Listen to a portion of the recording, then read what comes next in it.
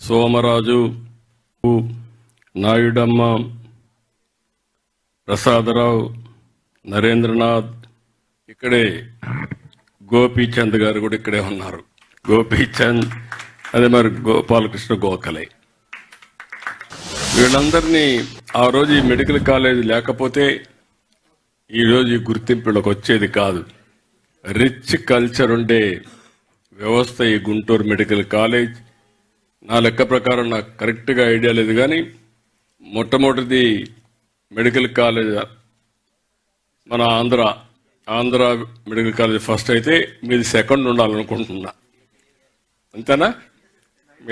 మీది second medical college 1954లో, 48, 46 స్వాతంత్రం రాక మునుపు ఎగ్జాక్ట్గా. సో ఇప్పుడు నేను తీసుకొచ్చిన కార్యక్రమం చూస్తే ఆర్థిక అసమానతలు తగ్గించడమే కాకుండా పేదరికం లేకుండా చేయాలి ఫస్ట్ ఫేజ్. సెకండ్ ఫేజ్లో ఆర్థిక అసమానతలు తగ్గించాలని ఈ కార్యక్రమం తీసుకున్నాం. దగ్గర సమాజంలో ఒక 10% చూస్తే 10, 15, 20% ఆ ప్రాంతంలో 22 లక్షల కుటుంబాలు హ్యాండ్ హోల్డింగ్ చేయగలిగితే, అయితే దానికి కావాల్సిన వ్యక్తులను కూడా మీరు చూస్తే బంగారు కుటుంబాలని హ్యాండ్ హోల్డింగ్ మార్గదర్శన పెట్టాం. ఇప్పటికి 50% రీచ్ అయ్యాం. 10,42,000 మందిని 1,02,000 మంది అడాప్ట్ చేసుకున్నారు. ఎంతవరకు చేస్తారు నేను ఇంకా ఇది చేస్తున్నా. ఇది కానీ జరిగితే నిరంతరం ఆర్థిక అసమానతలు తగ్గించే వ్యవస్థకు మనం శ్రీకారం చుట్టాలి. వీళ్ళు ఒకసారి పైకి వెళితే కొంతమంది కిందికి వస్తారు, మళ్ళా హ్యాండ్ హోల్డ్ చేయడం. ఈ విధంగా మనం సమాజంలో నిరంతరం ఒక సాటిస్ఫాక్షన్ కానీ ఇంకొక పక్కన హ్యాపీనెస్ ఉండాలంటే ఇలాంటి కార్యక్రమానికి శ్రీకారం చుట్టాలనే ఉద్దేశంతోనే ఈరోజు P4 తీసుకొచ్చాం. దీనికి కూడా మిమ్మల్ని అందరినీ రిక్వెస్ట్ చేస్తున్నా, ఎంతమంది వీలైతే అంతమంది మీరు కూడా ముందుకు రావాల్సిందిగా మిమ్మల్ని అందరినీ కోరుకుంటున్నా.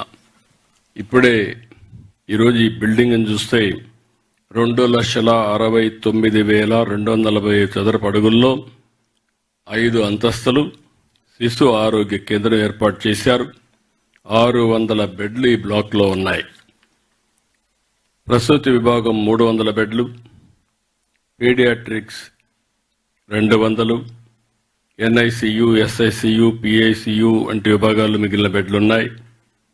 ఒకే డోనర్ డాక్టర్ గవిని రమాదేవి కుటుంబం, ఉమాదేవి కుటుంబం 22 కోట్లు ఇచ్చారు.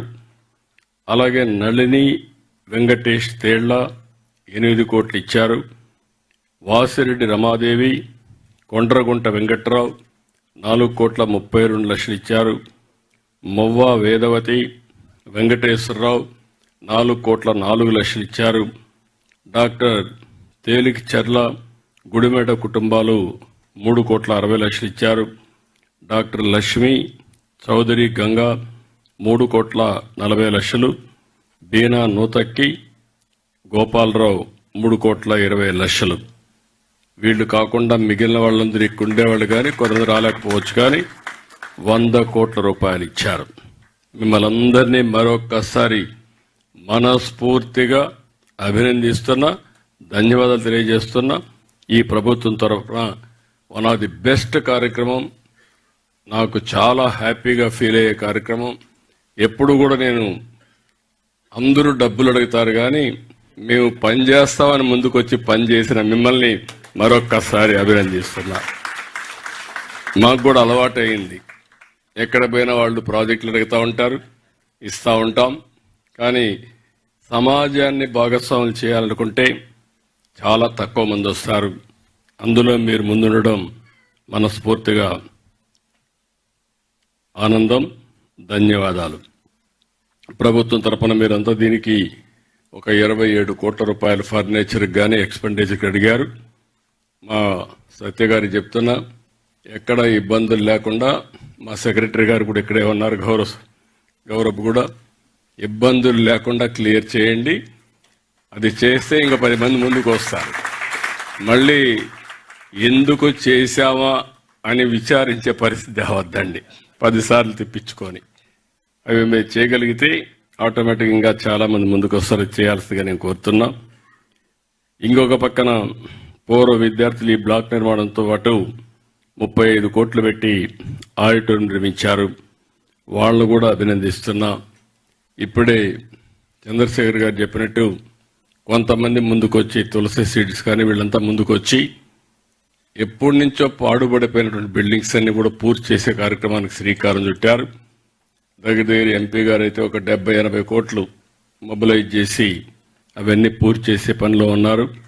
వారిని అందుకు సహకరించిన అందరినీ మనస్ఫూర్తిగా అభినందిస్తున్నా. ఈరోజు మనందరం కూడా ఇలాంటి పనులు చూసినప్పుడు ఒక్కోసారి సాటిస్ఫాక్షన్ ఎప్పుడు వస్తుందంటే డబ్బులుంటే సాటిస్ఫాక్షన్ రాదు. మనం చేసిన డబ్బులున్నా కూడా ఆ డబ్బులు